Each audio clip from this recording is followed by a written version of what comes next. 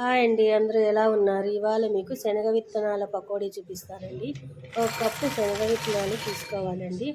అందులో 2 స్పూన్ల శనగపిండి, 1.5 స్పూన్ బియ్యం పిండి, రుచికి తగ్గ ఉప్పు, పావు స్పూన్ పసుపు, అర స్పూన్ కారం పొడి వేసుకొని చక్కగా కలుపుకోవాలండి.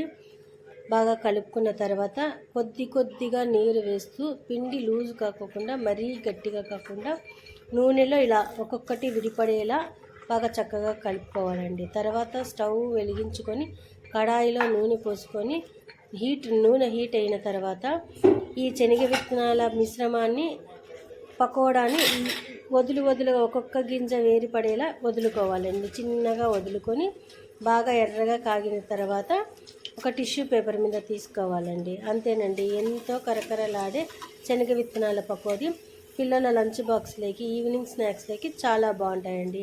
Okay friends, thanks. మా ఛానల్ నచ్చితే లైక్ అండ్ సబ్స్క్రైబ్ చేసుకోండి.